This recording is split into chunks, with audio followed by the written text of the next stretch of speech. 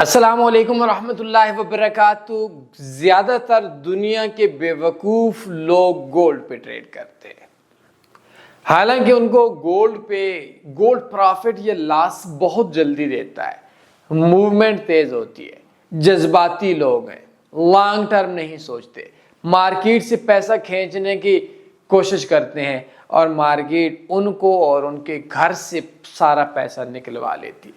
बहरहाल गोल्ड के लिए स्ट्रेटजी आपको शेयर कर देता हूँ। अच्छा, एक दोस्तों एक बात बताऊं कि गोल्ड के लिए हमेशा स्लिपेज फ्री ब्रोकर चाहिए, क्योंकि जो गोल्ड की मूवमेंट होती है ना, ये गैप के साथ आ रही होती है। मिसाल के तौर पर किधर गया गोल्ड के पेयर को बोलते हैं XAUUSD। अभी देखिएगा कि ये 4034.99 है।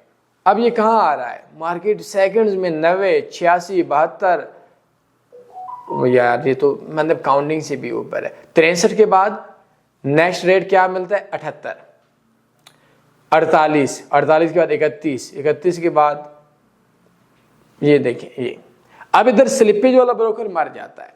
बहरहाल हमारा ब्रोकर्स के लिए मैं आपको नीचे एक डिस्क्रिप्शन में लिंक दे देता हूँ। स्पेशल सिस्टम है स्लिपेज फ्री, उसको यूज करें। स्प्रेड भी 20, 18, 19, 21 चल रहा होता है।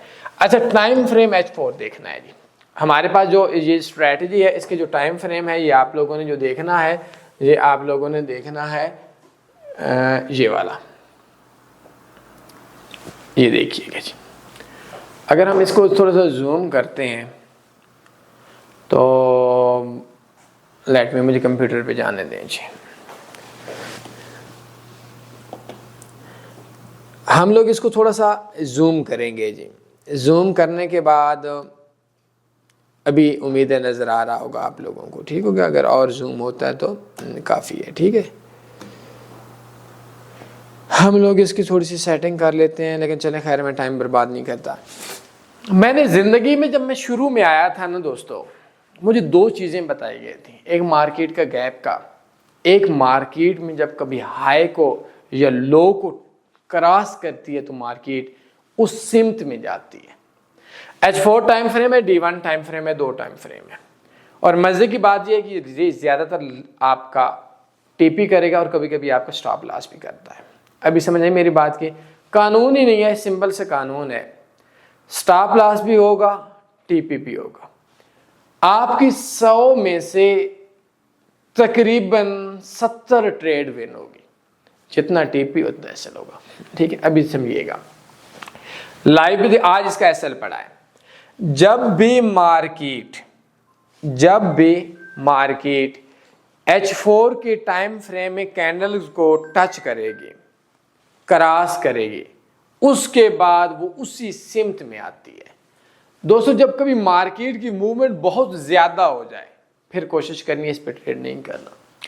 नॉर्मली कैसे होता है? मिसाल के तौर पर ये कैंडल है, कोई भी एक कैंडल देख लें, अब ये मिसाल के तौर पर आपकी मैं कौन सी कैंडल देखा हूं, कोई भी कैंडल आपकी हम देख लेते हैं। ये कैंडल देखें, ये कैंडल देखें, ये वाली कैंडल देखें। अब इसमें होता क्या है दोस्तों कि जब भी आप ये देखें कि ये आपकी कैंडल है, ये इस कैंडल का हाई बन गया, ये इस कैंडल का लो बन गया। अब आपने 2 पेंडिंग ऑर्डर लगाने हैं। एक इसके लो पे सेल लगाना, आपका सेल की ट्रेड लगानी है, और ऊपर के आपने पेंडिंग ऑर्डर बाय का लगा लेना है।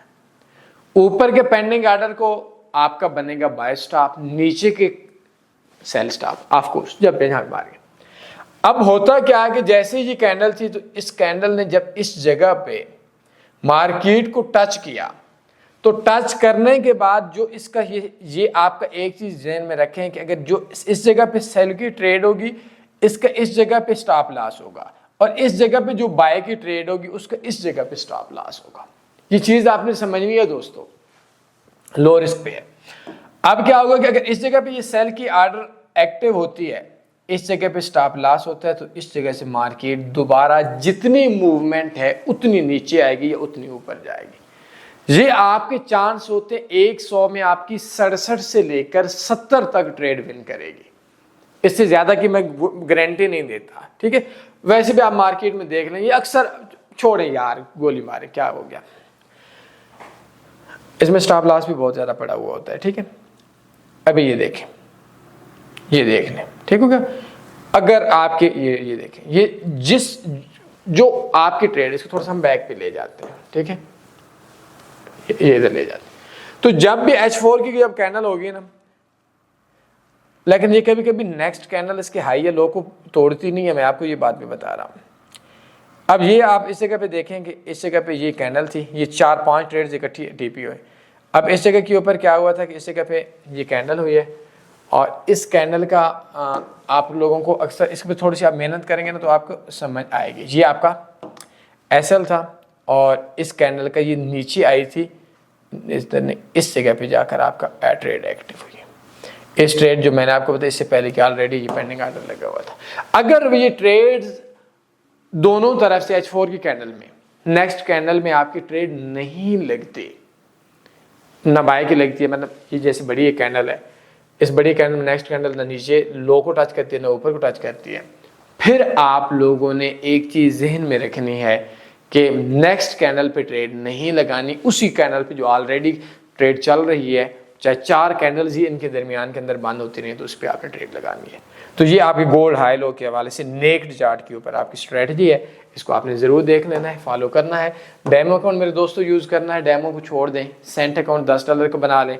अब अक्सर दोस्त बोलेंगे कि सेंट अकाउंट कहाँ से मिलेगा, स्पेशल अकाउंट डिस्क्रिप्शन में मेरे लिंक है या व्हाट्सएप पे मेरा नंबर दिया गया है, उस पर रब्ता कर लें, मैं आपको कोर्स में अकाउंट दे देता हूँ, इंशाल्लाह आपको समझ आ जाएगी। कोई भी सवाल बनते पूछ सकते हैं, अपने ख्याल रखिएगा, दुआओं में याद रखिएगा। अल्लाह हाफ़िज़। अल्लाहुम्मा सल्ली अला सय्यदिना व मौलाना मुहम्मद।